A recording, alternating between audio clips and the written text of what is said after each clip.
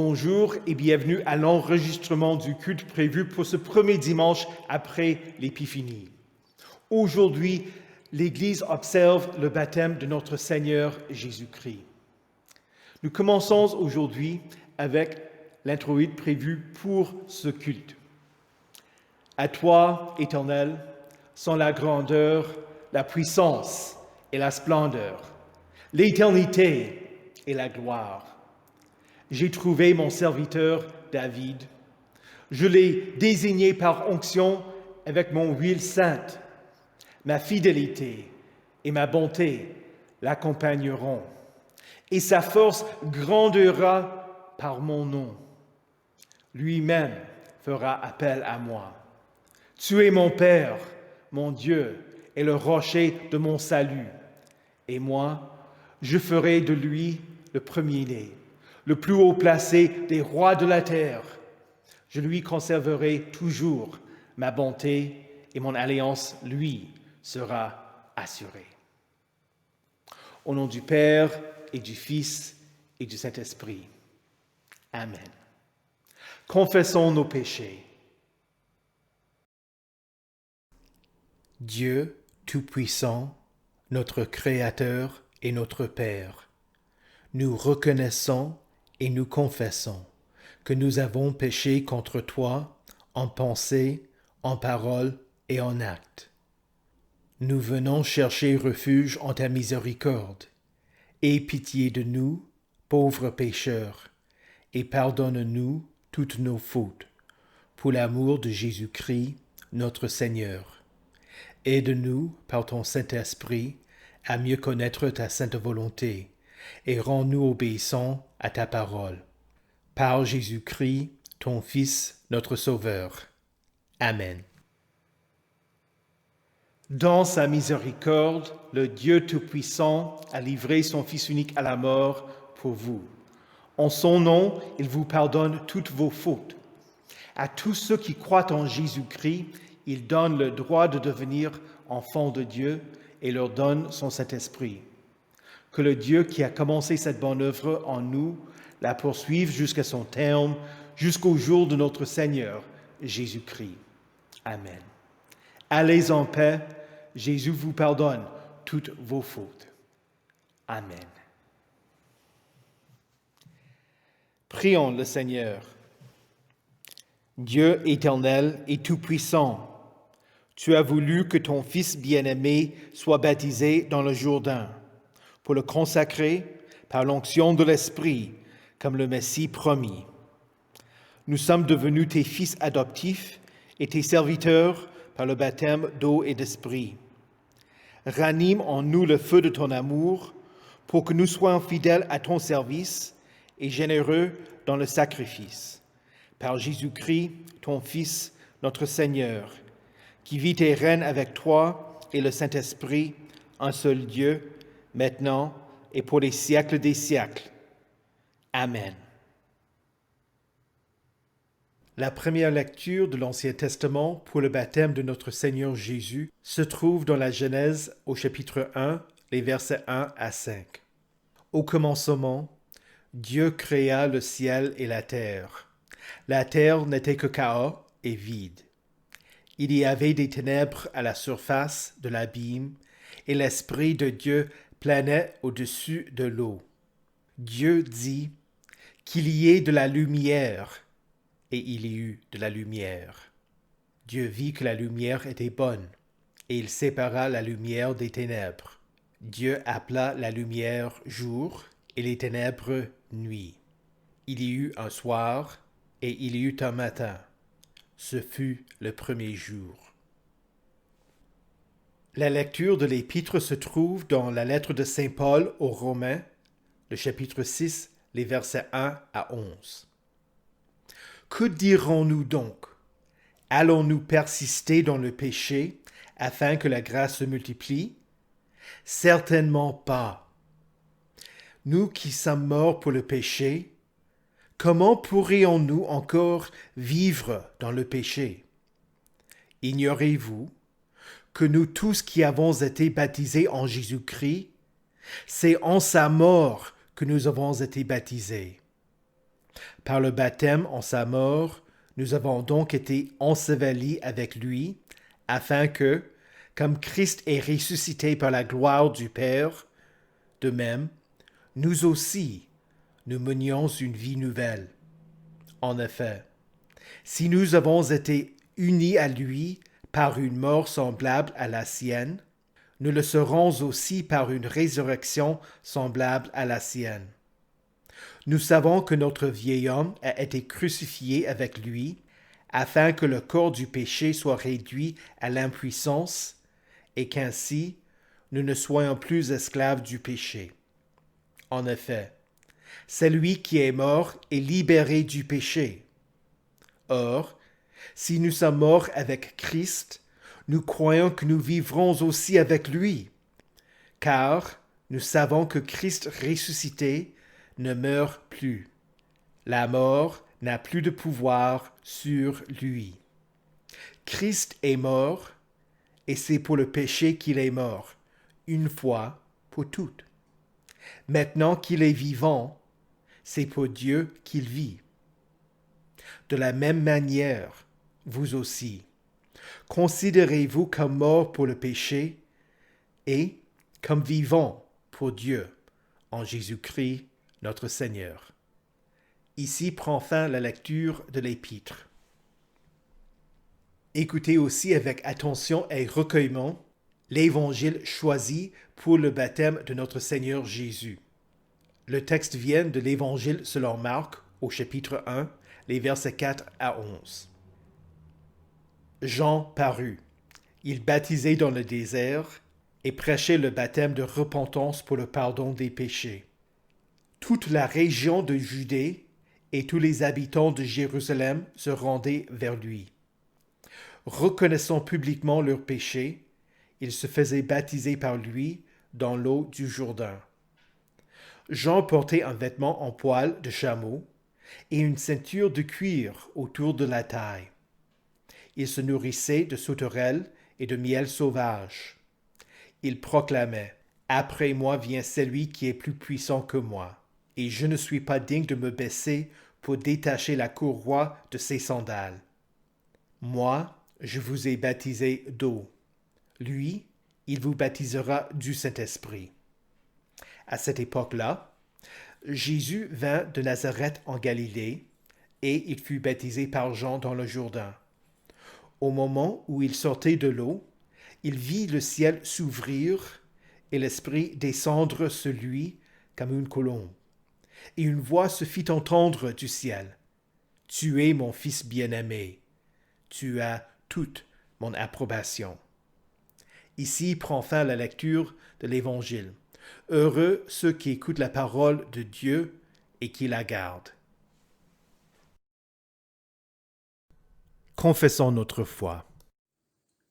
Je crois en Dieu, le Père Tout-Puissant, Créateur du ciel et de la terre. Je crois en Jésus-Christ, son Fils unique, notre Seigneur, qui a été conçu du Saint-Esprit et qui est né de la Vierge Marie. Il a souffert sous Ponce Pilate, il a été crucifié, il est mort, il a été enseveli, il est descendu aux enfers. Le troisième jour, il est ressuscité des morts, il est monté au ciel, il siège à la droite de Dieu, le Père Tout-Puissant, et il viendra de là pour juger les vivants et les morts.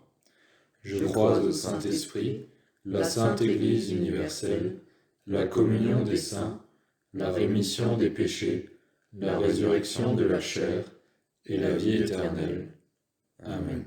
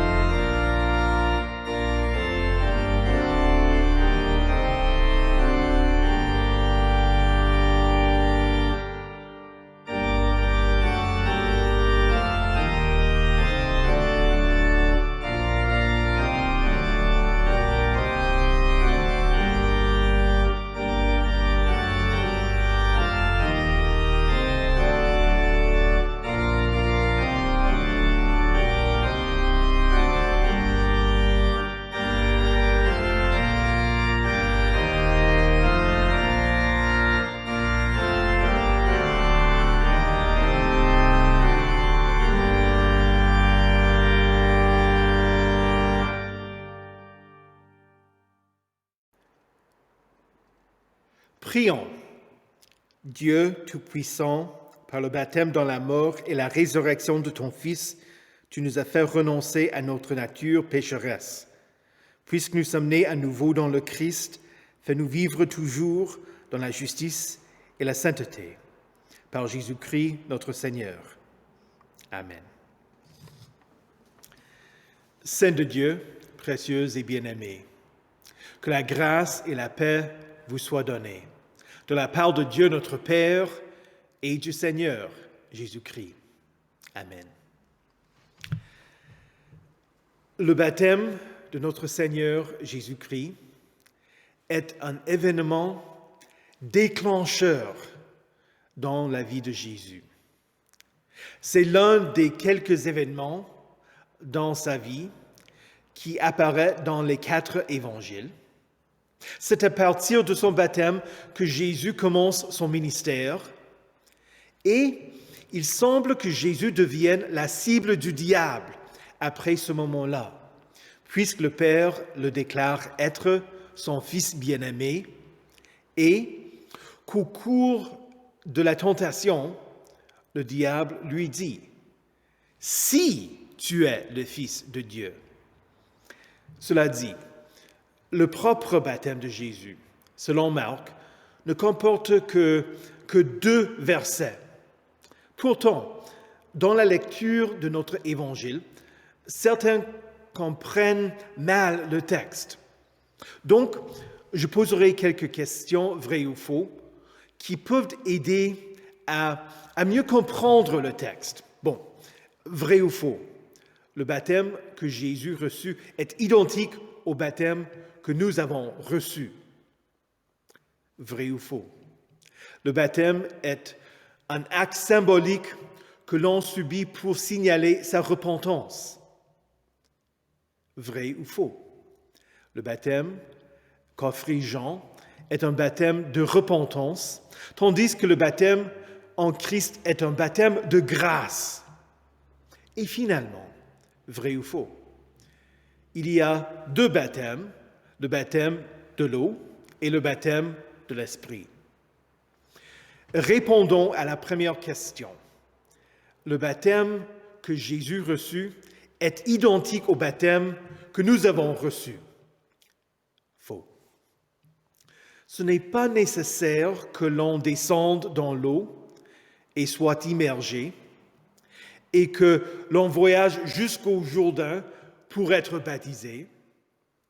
Mais fondamentalement, la plus grande différence vient du fait que le baptême de Jean n'est pas le baptême chrétien.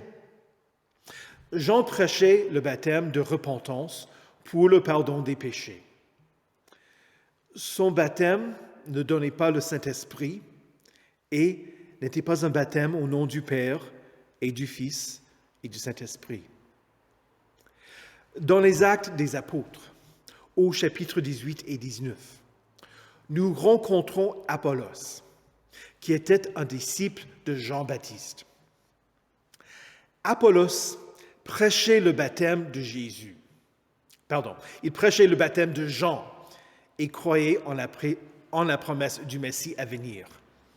Pourtant, il ignorait la venue de Jésus et, quand il a appris de Paul, il a été baptisé au nom du Seigneur Jésus. Nous comprenons la référence au baptême au nom du Seigneur Jésus comme étant une référence à la forme trinitaire du baptême chrétien. Tout cela pour dire que Jésus a reçu le baptême de Jean. Nous recevons le baptême qu'institua le Seigneur.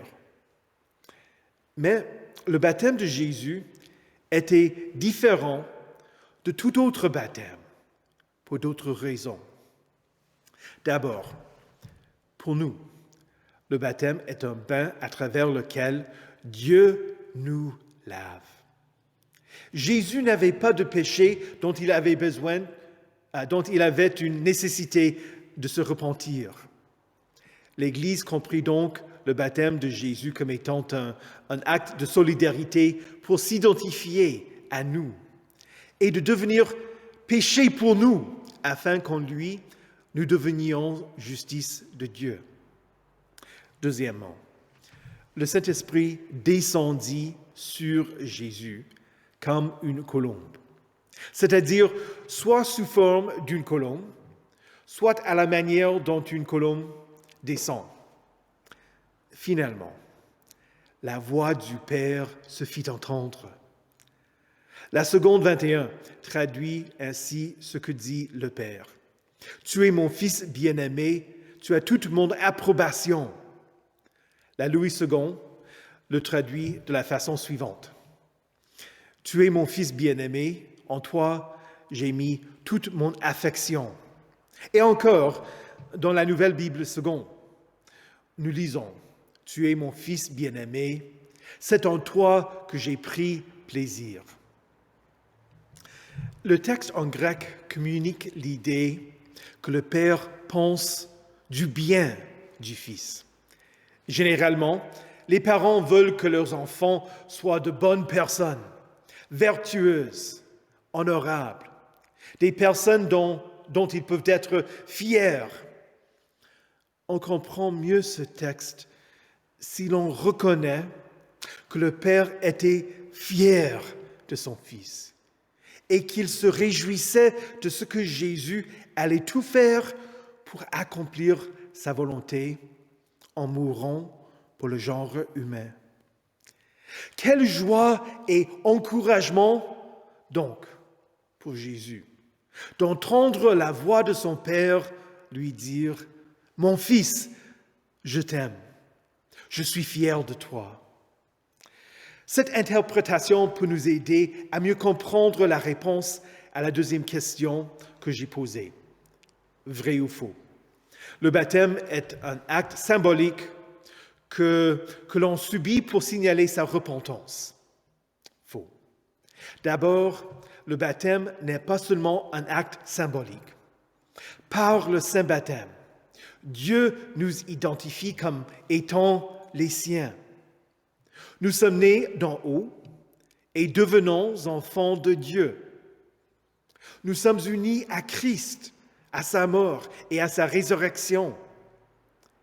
Nous sommes revêtus de Christ. Il nous pardonne. Il nous donne le Saint-Esprit. Il intervient dans notre vie. Cela est plus qu'un symbole. Deuxièmement, il y a la question de la repentance. Certaines églises sont d'avis que les enfants ne peuvent pas se repentir et donc ils ne baptisent pas les enfants. Ils ont tort. Les enfants ont-ils besoin d'être sauvés? Oui.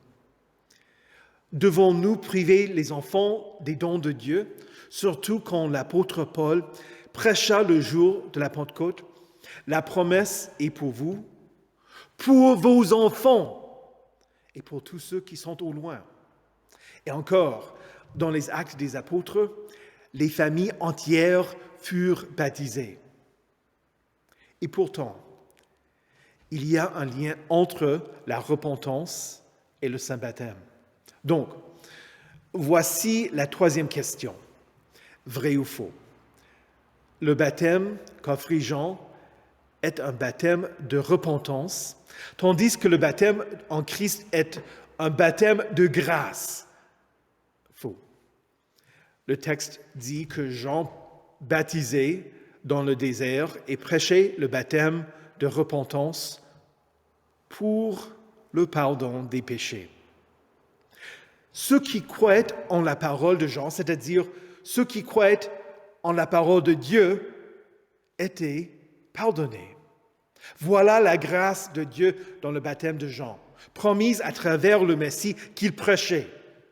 Jean prêchait pour préparer le chemin, pour que les gens aient une confiance vive en Dieu, leur Sauveur. Quant au baptême chrétien, il faut d'abord comprendre que le baptême chrétien est un baptême de grâce, à travers lequel Dieu offre tous les dons que j'ai déjà signalés, le pardon des péchés, la vie éternelle, le Saint-Esprit, etc. Mais c'est aussi un baptême de repentance, comme nous l'avons entendu de Saint Paul. Allons-nous persister dans le péché afin que la grâce se multiplie? Certainement pas. Beaucoup de gens qui sont d'avis que la repentance est une déclaration de notre volonté comme... je répète. Beaucoup de gens sont d'avis que la repentance est une décision de notre volonté, comme les résolutions du Nouvel An. Il n'est pas grave d'abandonner nos résolutions du Nouvel An. Il serait, par contre, très grave d'abandonner les commandements de Dieu. Si notre salut dépendait d'un acte de notre volonté, nous serions tous perdus. Alors, la repentance est plus qu'un acte de la volonté. C'est un changement de cœur que Dieu lui-même réalise. Pour ce qui est des gens baptisés par Jean-Baptiste, sont-ils arrivés spontanément au point de vouloir être baptisés? Non. Ils entendaient la prédication de Jean et ils ont été convertis. Il en va de même pour nous.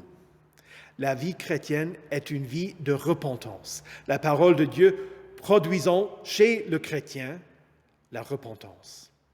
En Jésus-Christ, nous désirons entendre la voix du Père nous dire « Tu es mon fils, tu es ma fille, je t'aime, je suis fier de toi. » C'est une parole et pour les enfants et pour les adultes.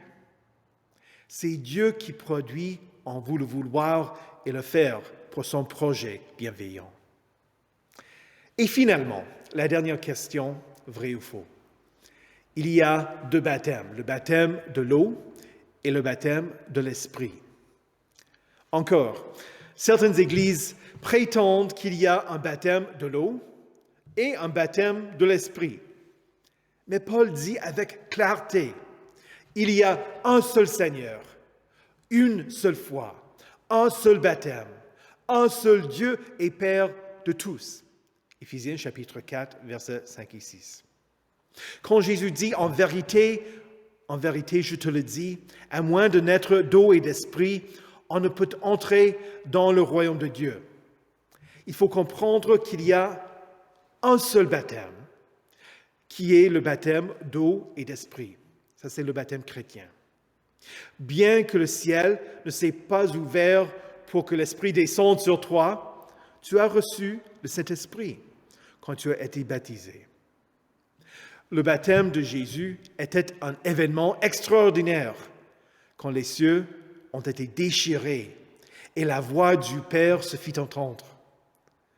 Bien que ton baptême semble être ordinaire, il était aussi extraordinaire.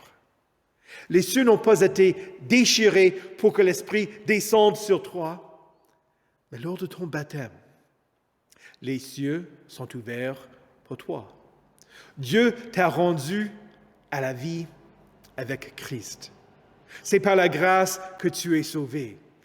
Et il t'a ressuscité et il t'a fait asseoir avec lui dans les lieux célestes en Jésus-Christ. Pour vous, vous avez accès à notre Seigneur et au ciel. Au nom de Jésus, Amen. Que la paix de Dieu, qui surpasse toute intelligence, garde vos cœurs et vos esprits en Jésus-Christ pour la vie éternelle. Amen. Prions le Seigneur. Chaque demande sera conclue avec les mots « Seigneur, dans ta miséricorde, je vous invite à répondre, écoute notre prière. » Ô Dieu, lumière des nations, nous te sommes reconnaissants de ce que tu fis briller la lumière de l'étoile, pour que les mages non-juifs cherchent ton Fils nouveau-né. Illumine nos chemins, pour que nous marchions dans la lumière de Christ, lui offrions nos dons et nous prosternions devant lui. Révèle ton Fils aux citoyens de cette nation qui ignorent la bonne nouvelle du salut. que l'œuvre de nos paroisses brille dans nos communautés paroissiales, pour que d'autres viennent à Jésus. C'est lui qui est la vérité. Seigneur, dans ta miséricorde, écoute notre prière. Ô Dieu, notre Père, accorde-nous la repentance pour que nous ne persistions pas dans le péché, mais vivions une vie nouvelle dans l'espérance de la résurrection à venir, quand Jésus reviendra plein de gloire pour juger les vivants et les morts. De la même manière que tu déclaras de Jésus qu'il est ton Fils bien-aimé, qui a ton approbation, que nous vivions afin de te plaire. Seigneur, dans ta miséricorde, écoute notre prière. Ô Dieu, nous te prions pour les membres de nos paroisses qui sont malades, qui sont seuls, qui luttent contre les tentations, qui sont épuisés et qui ont toutes sortes d'autres difficultés. Que nous soutenions, encouragions et prions les uns pour les autres, sachant que tu exauces nos prières. Seigneur, dans ta miséricorde, écoute notre prière. Ô Dieu éternel, que nous nous émerveillions de tes œuvres, te louions et te glorifions. Nous te sommes reconnaissants pour toute la création.